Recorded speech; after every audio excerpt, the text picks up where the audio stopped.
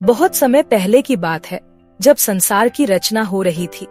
भगवान ब्रह्मा ने पृथ्वी, आकाश, जल, अग्नि और वायु की रचना की।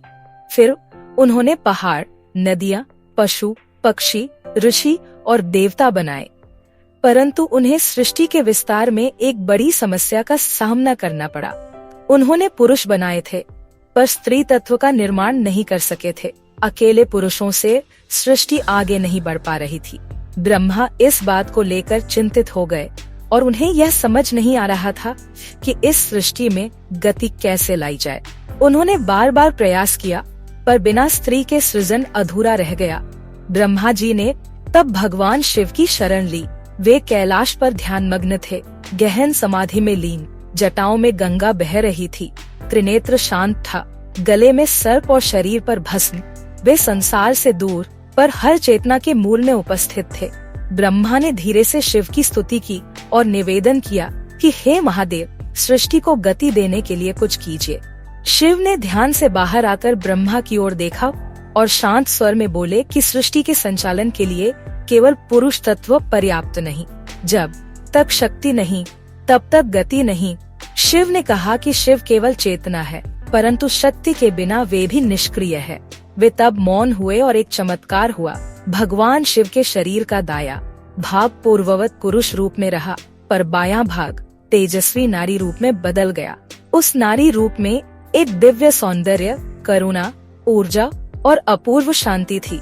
यह रूप था शक्ति का, आदि शक्ति, जगदम्बा। और तब शिव ने कहा कि यही है मेरा पूर्ण रूप, अर्धनारीश्वर, आधा शिव आधा शक्ति।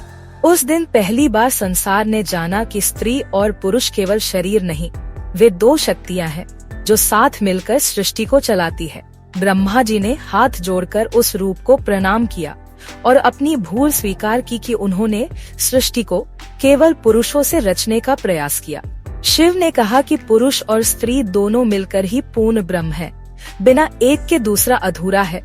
उसी दिन से स्त्री तत्व को ब्रह्मा ने स्वीकार किया और संसार में नारी का जन्म हुआ।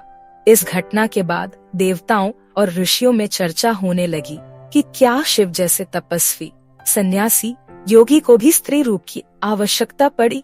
क्या यह माया नहीं? शिव ने यह सुनकर मुस्कुराते हुए कहा कि यह माया नहीं, यह जीवन का सत्य है। सृष्टि में केवल तप नहीं चल सकता, वहाँ प्रेम, सृजन और करुणा की भी आवश्यकता है। यही कारण है कि शिव ने शक्ति को अपने भीतर से प्रकट किया और उसे अपने शरीर का आधा भाग दिया। न कोई ऊंचा न कोई नीचा, शक्ति को साथ लेकर ही शिव पूर्ण होते हैं। यह रूप केवल शरीर का नहीं था, यह चेतना का प्रतीक था। हर मनुष्य के भीतर दोनों तत्व होते हैं, नर और नारी। बाहर कोई स्त्री है या पुरुष, पर भीतर दोनों गुणों का समावेश होता है। अर्धनारीश्वर हमें यह सिखाता है कि जब तक हमारे भीतर शक्ति नहीं, हम कोई कार्य नहीं कर सकते, और जब तक विवेक नहीं, शक्ति भी अंधी हो जाती है। शिव के इस रूप ने संसार को संतुलन का ज्ञान दिया।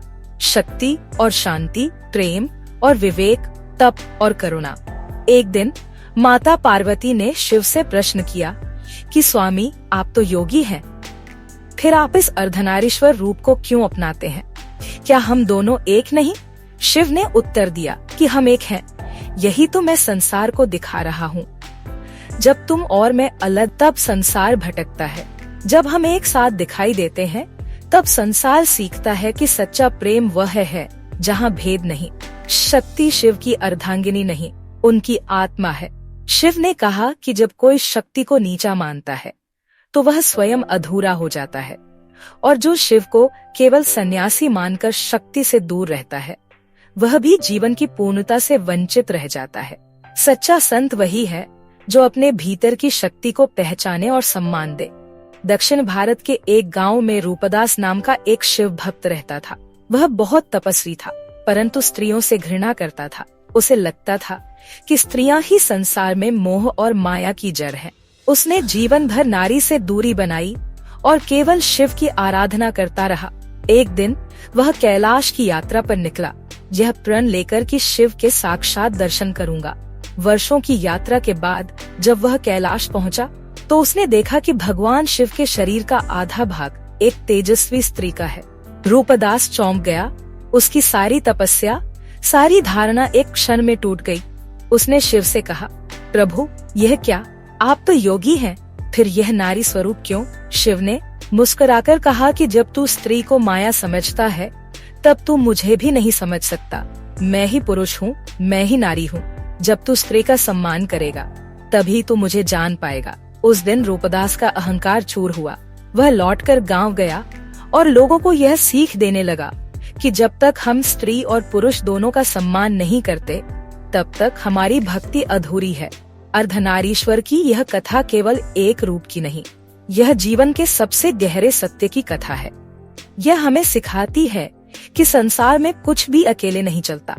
न ज्ञान बिना प्रेम के, न प्रेम बिना ज्ञान के, न करुणा बिना शक्ति के, न शक्ति बिना संयम के।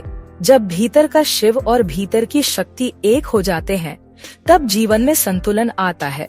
शिव ने संसार को यह भी सिखाया कि नारी कोई भोग की वस्तु नहीं, वह सृजन की देवी है। शक्ति का आदर करो तभी तुम सच्चे शिव भक्त कहलाओगे। वही शिव जो श्मशान में तप करता है, वही शिव शक्ति के साथ नृत्य करता है। वही योगी, वही गृहस्थ, वही तपस्वी, वही प्रेमी जो इस गूढ़ रहस्य को समझ लेता है, वह न किसी स्त्री को छोटा समझता है, न किसी पुरुष को श्रेष्ठ। वह जान जाता है कि हर आत्मा में शिव भी है और शक्ति भी, और जब ये दोनों तत्व संतुलित होते हैं तब वह मनुष्य नहीं रहता, वह स्वयं शिव बन जाता है।